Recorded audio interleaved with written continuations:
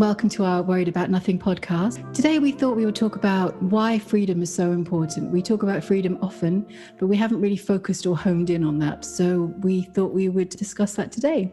I'm Kim. I'm Danielle. And welcome to our podcast. Where to start? It's a big topic. I feel it's particularly important at the moment because freedom doesn't seem to be clear to people necessarily, or clear to everybody, because some people are really being lulled into this sense of safety, believing that they're free when they're really not. And recently I've been posting quite a lot on Facebook and social media, and I'm getting some comments from other people who believe as I do and people who don't. And it's interesting, today I posted a little meme. I had a picture of Sheldon from The Big Bang Theory, kind of holding his t-shirt over his mouth and holding a can of spray up. And the text on it said, "When someone tells me they were recently vaccinated." And, I got some likes and people kind of agreeing and that kind of thing. And then I got this comment from a woman who just said, "That's not very nice," with a kind of sad face. And I know her, so it's not like she's a random stranger commenting on my post. But still, I just thought, oh my God, we're so far beyond nice and not nice now.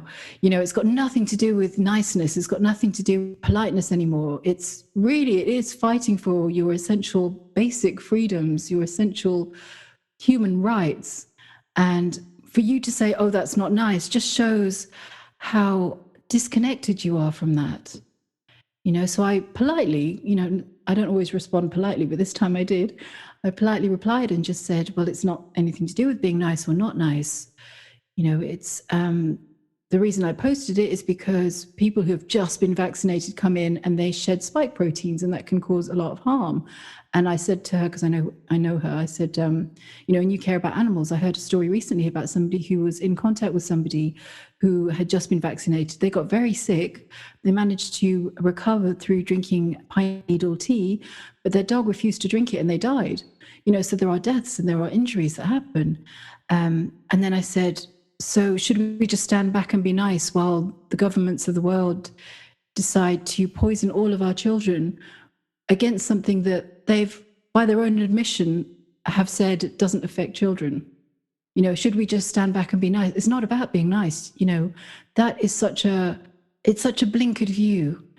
It's so much bigger than that now. And I feel that not to even be aware that there are freedoms that you're giving up, or not to be aware that this is all part of the standing up for people's freedoms, is so, this far in is so, it's insane to me, actually. It's kind of crazy, because every little thing matters. Every little thing does make a difference. Like there was a photo that I posted and I saw the other day of this young girl who was kicked out of school because she refused to wear a face mask. And there's a picture of her kind of, holding the victory sign up and just smiling into the camera.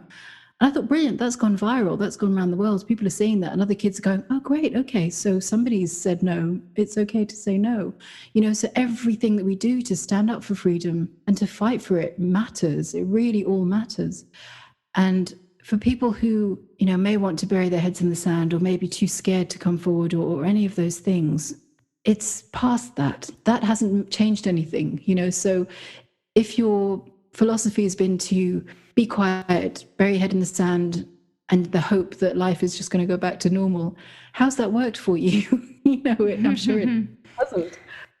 I think part of what happens with people is that they see freedom as a specific thing.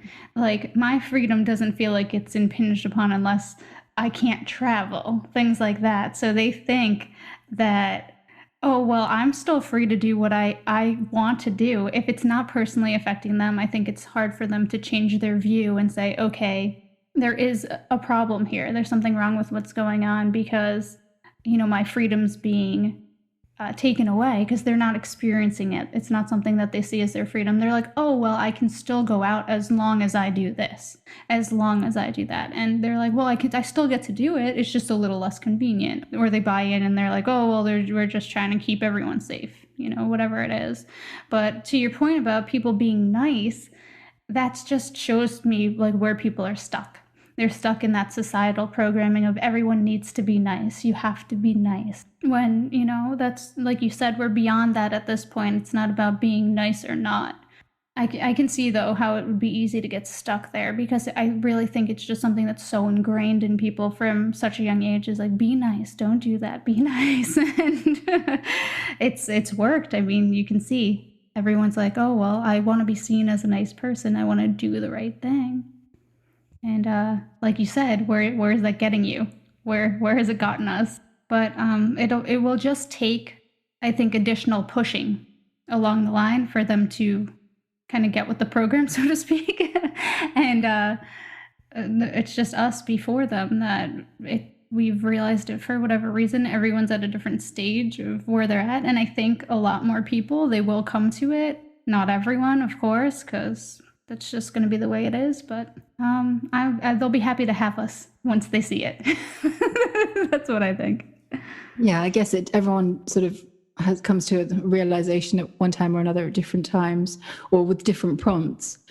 But to your point about the taking the vaccine because they want to travel, for example, there are so many people that do that. And it's so short-sighted, and it's very selfish as well, because it's about, okay, I want to travel, so I'm going to take the vaccine. I don't care about anything else. And ironically, with that, there's talks, and I don't know how accurate this is or how true or how actually concrete it is, but I've seen a lot of posts about it, where the topic is that airlines are discussing whether to restrict people who've had the vaccine from traveling because of the higher risk of blood clots. Because the vaccine, one of the side effects is death, which is, always very cheery. But another of the side effects is that it can cause clotting, and with people that fly, even for the vaccine, people at higher risk of blood clots were, monitored or not necessarily encouraged to fly. So if that is the case, then all those people who took the vaccine to be able to fly may potentially not be able to fly ever again, which kind of just goes to show how short-sighted some of this reasoning is. I hadn't heard about that, with that people might be restricted from flying because of the potential of increased clotting. That's really interesting, because I do feel like a lot of people are like, oh, well, I want to travel and all that stuff. And I also didn't hear about it affecting pets. So I'm actually really interested to see how this develops, because you work in the vet clinic. So you're kind of right there, and you'd be able to see, the people who come in who have gotten the vaccine, if it is also affecting their pets as well. So I'd be kind of interested and see what happens with that as time goes on. Well, I'm already seeing some of it, people that have had the vaccine and are more and more out of body and more unpresent, and their dogs are more and more scatty. They're more nervy, and they're more kind of anxious or fearful. And people, of course, are not joining the dots. But like our guest on last week's podcast said, that she's noticing, because she's an autism specialist, and she's noticing in children that she's treating that when the parent or guardian gets the vaccine, the child really reacts to it. So of course it impacts everyone around you. And the example was, it was Charlie Ward who was talking about it in a video, and he said it was, Janet Ossenbard, the woman who did the Fall of the Cabal series. She was supposed to appear on his show, but she had to cancel because this all happened just before appearing. Wait, what had happened before she appeared? Which scenario was to her? So before she appeared on the show, she'd recently come in contact with somebody who'd just been vaccinated. And she got very sick, but she drank the pine needle tea, which helped her. But her dog was also showing symptoms of being very, very sick, but he or she refused to drink the pine needle tea and died really suddenly just before the show. Wow. Yeah. Wow. So that's somebody who's, pretty well known. Yeah, that's amazing. Yeah, no reason not to believe them.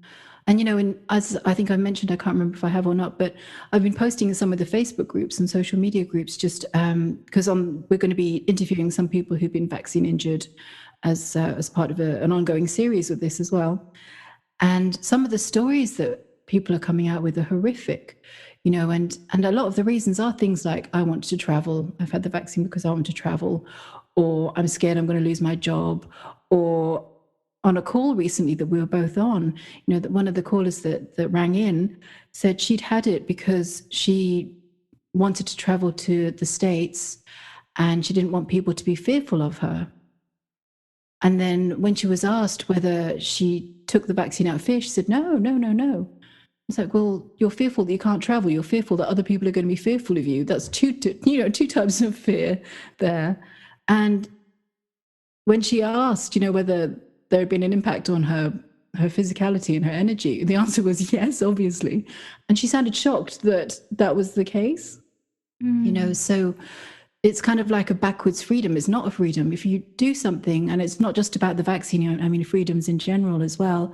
If you do something with a very short-sighted, blinkered approach of, if I do this, if I do X, then I'll be able to do Y. That in my mind is the freedom. It's not looking at all the other things around you, A, B, C, D, E, F, G, all of the different things that will be impacted by that. And it's not looking at the long term either, because you're looking at one very short step that's in front of you, which is, if I, for example, get the vaccine, I'll be able to fly to New York on Friday. And that's it. Great. So I'm free. You feel like you're free. But apart from the fact that you're, no longer, your genes will be completely affected by this, and you may no longer end up being human, you may get sick from it as well. And you may not be able to fly in, long term. So it's a very short-sighted, selfish thing. And as we discussed last week, sometimes when you get into that reptilian brain and it's all just kill or be killed or survival of the fittest, there's no rational thought about freedom or even thought at all. It's just all a survival thing. And a lot of the world is in that state at the moment. And it's been encouraged, it's absolutely encouraged by all the governments around the world, despite the fact that they're blatantly mocking us. If you look at all the pictures of them in Cornwall at the moment, for the summit, all, arm in arm, no, not a mask in sight, all kind of, laughing and joking. And then for the professional photo op, they're, 2 meters apart and all wearing masks. And it just shows what a complete farce it is. It's absolutely ridiculous. And, another meme that I saw, and I know I spend too much time looking at memes, but another meme I saw said, imagine taking orders from liars, thieves, pedophiles, psychopaths, and mass murderers, and thinking you're more virtuous than those who disobey. And that rang so true. It's so true. For people to think that to obey people like that, to get their freedom in inverted commas back, and actually believe that it will happen, is crazy. Because if somebody's been lying to you continually, I mean, it's Stockholm syndrome, isn't it? It's that whole, I'll lie to you and then I'll lift the punishment slightly, and you'll get hope and you'll believe that anything I say is true. And then it will repeat the cycle over and over again, and you won't see that it's a cycle. It's crazy. I mean, it's horrible as well, in that, people get stuck in these traps of not being able to see past that. But I feel that even just generally, with regard to freedom, there needs to be a certain amount of, like we've spoken about before, but there needs to be a certain amount of courage, and the courage to look at things from a different perspective, or to look outside the box of what you think is true, or your comfort zone, and not turn a blind eye to the things that you fear to see. Because freedom in any aspect is crucial. I was just started thinking about while you were talking. It's just about people's sovereignty, their personal sovereignty. I think there's a lot of blurred lines about it, and it's giving that away to the outer authority. People are believing on some level that they're allowed to tell you that you need to be vaccinated in order to do something. If they didn't believe that, then I don't believe there would be this compliance. So they believe on some level that those people have a right to tell you that. They have that level of authority over you. And I'm just starting to kind of notice that in myself, because I'm trying to piece things together. I'm like, could I see a scenario where I would also be accepting of, like, yeah, I wanted to do that, I'd take the vaccine. Okay, well, why would I do that? Okay, because I believe that they have the authority to tell me that I can't do something because I'm not vaccinated. And that in itself is a lie. That's wrong. I mean, when we look at our inalienable God-given rights, it's the freedom to travel is one of them. Travel unmolested. That's travel without anyone bothering you about why you're traveling.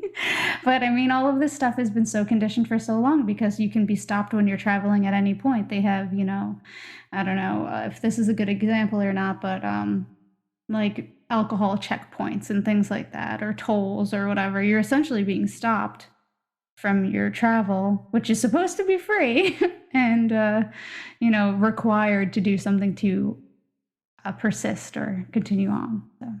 Yeah, that's a very good point. Absolutely. It is about sovereignty. And it's also about giving your power away completely, because it's not only believing that somebody has the authority to tell you what is right or wrong or to restrict your freedoms, but it's giving them the power to do so, because there's a difference between somebody saying, no, you can't do that, and you're going, fuck you, I'm going to do it anyway. And somebody saying, no, you can't do that. And you're going, oh, okay, then. But it has been a real stripping away. I mean, the past year and a bit has been a complete stripping away of all human rights, not just the freedom to travel, but freedom of speech, freedom of all of the things that are our basic, unalienable human rights. And people are giving them up willingly, or out of fear. And it is about stripping power away, stripping the belief or the faith in yourself and in God. It's kind of like you said earlier, our God-given rights are being taken away, or they're trying to be taken away. And they're doing it by dividing. So it's a very divisive thing. You see people in groups on social media all the time who, and I feel for some of them. We've had some conversations recently in some of the groups where people are just saying they feel completely alone. They feel stripped of all support. All their friends and family have completely either reported them to Facebook or other social media, so they're getting banned, or they've unfriended them, or they've, renounced them, or anything like that.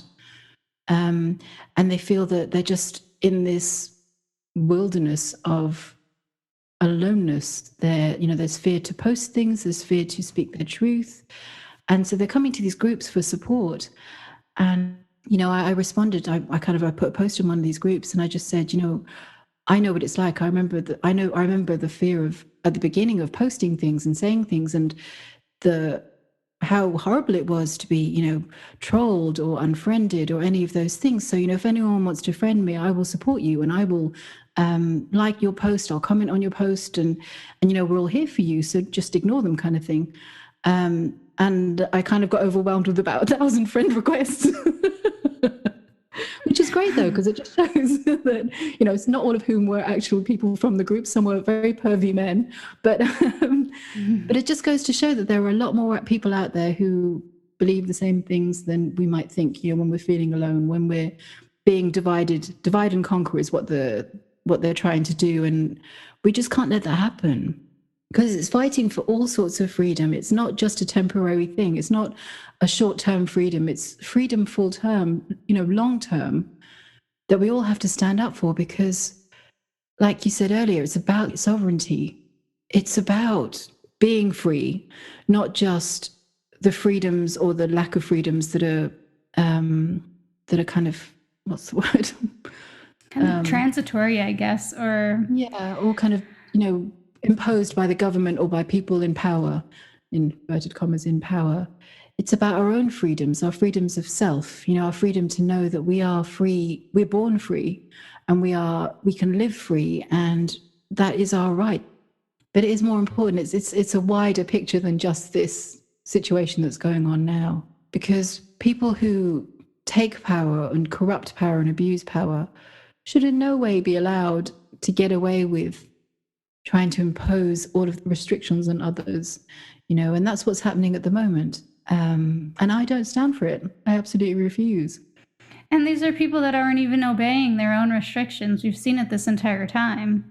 It's just absolutely incredible. Even at the beginning, or closer to the beginning of the lockdowns and stuff, you see the governor of California going out to dinner inside, not socially distanced, with a huge group of people. And it's like, okay, well, it's the whole rules for thee and not for me situation. And how do you keep obeying someone? It's almost like me being like, okay, well, you can't wear red. No one's allowed to wear red.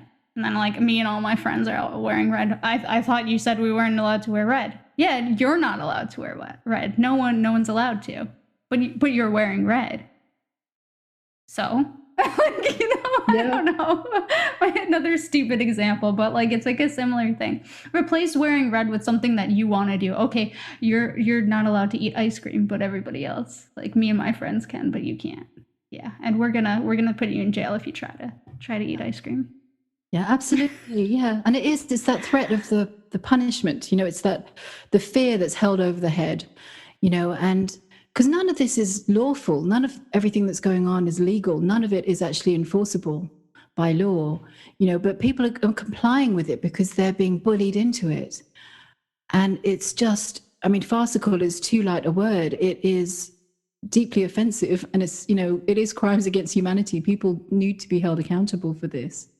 But it just shows what bullies can do, and bullies on a global scale can do, to make people who haven't researched. And this is a key part of it as well. I feel that a key part of freedom is researching, is knowing what is true, knowing what your rights are, not just in this political situation and on the everyday scale, but just generally in life, knowing what is and isn't true, because so many people follow these regulations without even knowing that they're unlawful, or knowing that they can't actually ask people the things they're asking. So for example, if somebody says, why aren't you wearing a mask? And you say, I'm exempt, they then have no right to ask you why you're exempt. It's like saying, oh, why are you disabled? Show me, prove to me that you're disabled, and you have no right to do that. But people are doing it, and they're chasing people around stores and going, oh, tell me why you're exempt, show me your badge, or whatever it is. And power just goes to people's heads, from a global, the top of the pyramid, as it were, down to, the pettier levels, like, security guards in shops. Power goes to their heads. It's like, yes, I'm in control, and I'm going to control your life, or I'm going to try to. But if you know what your rights are, and you come back with, actually, by law, you can't do this, and yeah, please repeat it on camera, I'll video you. And because at the moment, people are winning settlements of about $9,000 in the UK against discrimination in that way. So it's happening, and just people don't have the awareness about it. That's excellent, like really excellent that people are actually winning lawsuits, because I know recently, we're hearing that now all the mask mandates are beginning to be lifted, but individual businesses are allowed to deny service for whatever reason. So like private businesses. So I don't really know the laws around it. So that's something where I need to educate myself. But as far as like the statewide mandates and stuff like that, none of that was ever legal. They were mandates, they weren't laws. And what is a mandate? I'm not really sure, but I know that it wasn't put through the process of becoming a law. So they couldn't really enforce it. It would be illegal to enforce. But anyway, so I love hearing that people are winning these settlements against these businesses for doing that. I imagine they're against businesses. Are they against the local governments? Businesses or individuals that work for businesses. Yeah, it has been so far. Yeah. So I love hearing that, because then that gives me additional hope on top of seeing the new things, like the government's kind of circumventing, taking our rights away by going through private businesses, by, all the airlines then saying, well, you can't fly with us if you're not vaccinated, which now also love to hear that maybe people who have been vaccinated can't fly. I don't love to hear that they wouldn't be able to fly because of some sort of clotting situation. But then if there are airlines turning around and saying you can't fly because you've been vaccinated, then it looks kind of silly when all the airlines require you to be vaccinated to fly. So there. Absolutely. Yeah. It just shows the backfiring, or potentially part of a bigger plan. Who knows? It's keep more control over people, because it's very much it's psychological torture, really, because it's give hope with one hand, take it away with the other. Give hope with one hand, take it away with the other. So on every level, it's that, yes, you can go on holiday if you're vaccinated. Oh no, you can't go on holiday now. You've just ruined somebody's life, because the very purpose they took the vaccine was to, go on holiday. And you've ruined their health and all of those things. But it's just the way it is. So with the whole pushing the lockdown easing back, so we've got an announcement coming tomorrow in the UK. The Boris, God, sorry, I can't say his name without laughing, apologies. But Boris is very, very likely to make an announcement saying, we were going to lift the lockdown today, but no, all the variants, the Timbuktu variant has really taken over the country. So we're going to have to push it back 4 weeks, And people who've been holding on to that date and thinking, oh, yes, it's going to go back to normal, inverted commas, are going to be crushed. So there's going to be even more of a depression setting in, lackluster, people not caring, people giving up, all of these things. But it's important through all of this to be able to see what is happening and be able to go, no, of course he wasn't going to lift it because they haven't vaccinated all the children yet. Of course it's going to be pushed out, because if it was lifted, they wouldn't have a leg to stand on. They could no longer say, oh, it's an emergency situation. we have to vaccinate all the people who aren't at any risk whatsoever of contracting COVID. So it's farcical. It's just ludicrous. So it's important to know, know these things, as opposed to going on that emotional roller coaster journey that they're trying to get everyone to participate in. It's absolutely insane.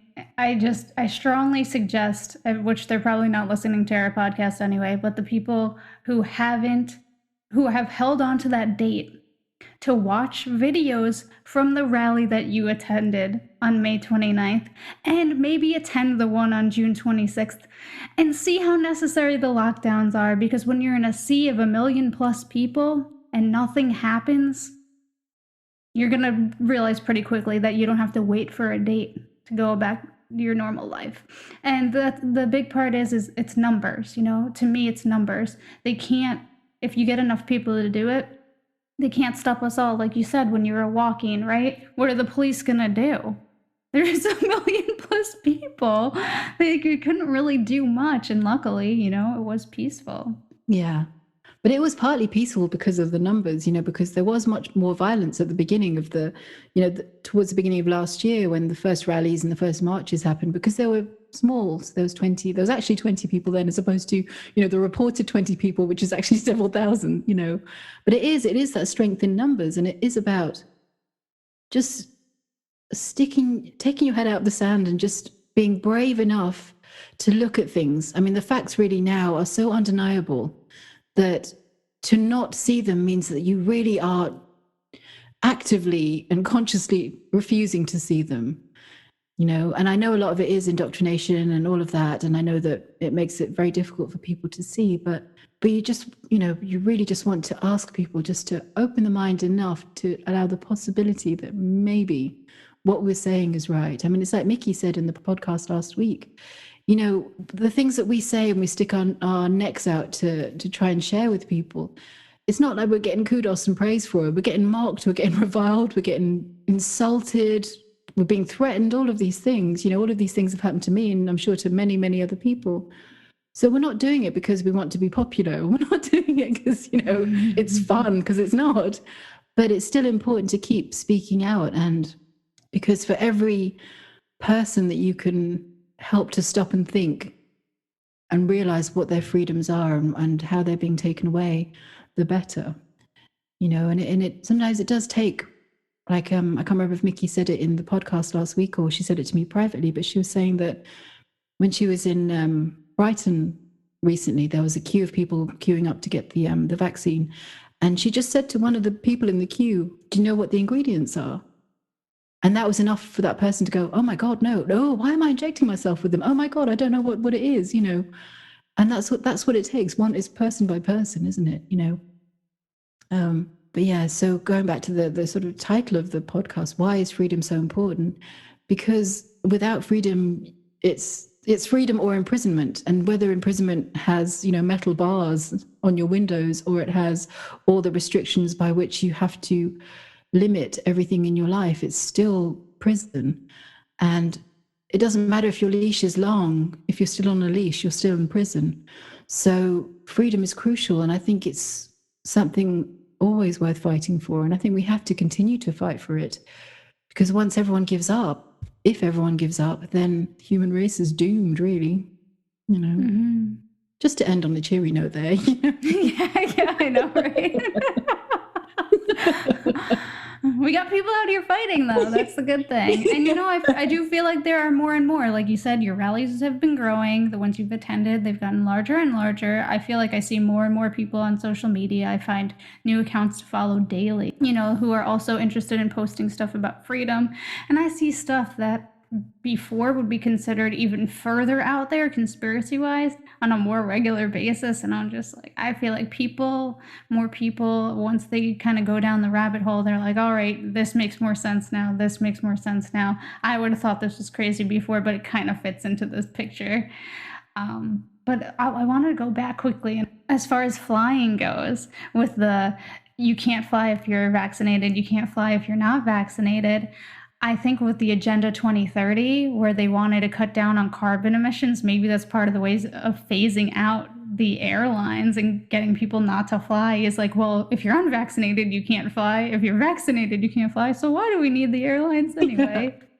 So if I want to get really conspiratorial, then that's a push towards, that end. But as we know, we're not going in that direction. So it doesn't matter.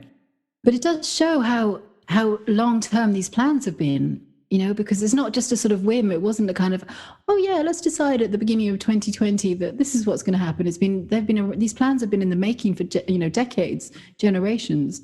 So, but as you say, the good things we know, that's not the way it's going, and the tide is turning. But I think it's important, even more important now, just to be out there, just to continue, fighting the fight, because without freedom, what do you have? And I know that, from a spiritual perspective, if you're free, even if you're in prison, physically, which is true. And I believe that's true. But why not also be free physically if you can do something about it, And that raises another point, which is freedom does start with your belief system or your mind, or, what you believe is freedom, in that, it's like, what's that analogy of, I think it was Plato, the analogy of the cave, where people were locked in a cave and all they saw was shadows along the wall, from the dim light of the sun in the distance. And that they believed that to be the world. They believed that to be true. And then when they were shown the mouth of the cave and the world outside, they were fearful and they ran back to the comfort of the cave, because that to them was what life was. That to them was freedom, whereas when they were really shown true freedom, which was, the entire universe outside of the cave, they just couldn't comprehend, and they didn't want to step out there because it was much too frightening. So, it is important to step out of that cave, because you can be so trapped in the belief system or thoughts that you have about freedom, like you were saying earlier. If you believe freedom is I can do X, Y, Z, then I'm free. You need to stretch out of that and think bigger, bigger picture, and also think more globally, because it's not just about the individual. It's not just about you and your personal freedom. It's about the world and the world's freedom, so we have to think from that unity perspective of it being all about oneness. It's not just you and your ability to travel to Ibiza for a weekend. It's about the world being free from the shackles of imprisonment that have been tied around it for generations. So it is bigger picture. So it has to be fighting for others as well as yourself. Like when you see those posts by people, I posted one on my page, where somebody had said, there was a picture of somebody standing in front of the devil with a syringe in their hand. And it was, the text said something like, kudos to all the mums and dads who are standing between their children and this experience, this imprisonment. And people have been commenting underneath, nobody will touch my wife and children over my dead body, this kind of thing. And that really moved me, because I thought that's what it's about. That's putting your money where your mouth is. It's not just, I'll try and stop them from touching my family. It's, no, you'll have to kill me first. And that is fighting for freedom. That is really impassionately, if that's a word, impassionately living out your beliefs. It's really embodying what you believe to be true. And freedom is so important to you that you would rather die than give it up. Brilliant. Absolutely. Kudos to you. That's what it's about, I feel. That was our conversation on freedom and the importance of freedom. Please like and share and subscribe to our channel. Please click the bell button if you want to be notified about our upcoming podcasts. We are going to be doing a series of interviews with people who've been vaccine injured, as I mentioned earlier. So if you're interested in hearing more about those, please do subscribe, and we will see you next time. Thanks. Bye.